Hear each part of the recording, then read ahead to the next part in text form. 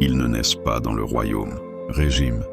La haute noblesse n'entre pas dans la vie comme les autres. Dès la naissance, tout est déjà joué.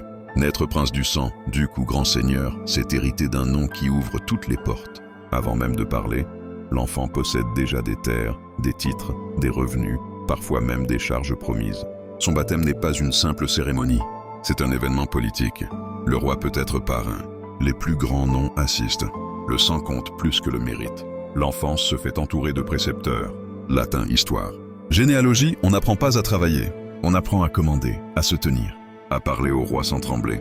À l'adolescence, le privilège devient concret. Un jeune noble peut obtenir un grade militaire sans jamais avoir vu un champ de bataille.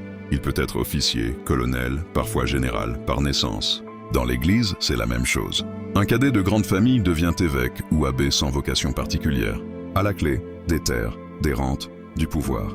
À l'âge adulte, la haute noblesse vit près du centre du monde. La cour. Versailles, là où tout se décide. Là où un sourire du roi vaut plus qu'une vie entière de travail. Le privilège suprême n'est pas l'argent, c'est l'accès. Accès au roi, accès aux charges, accès aux décisions.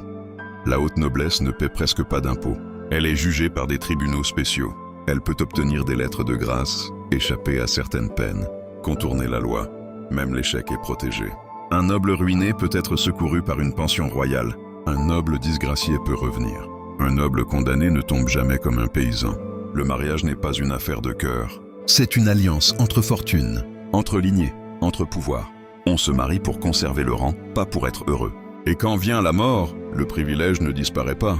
La haute noblesse est enterrée dans des lieux réservés. Église, caveaux familiaux. Tombeaux sculptés. Les noms survivent. Les titres passent. La mémoire est entretenue. Même morte, la haute noblesse continue d'exister. Car son véritable privilège n'est pas la richesse, ni le luxe, ni même le pouvoir. C'est la transmission.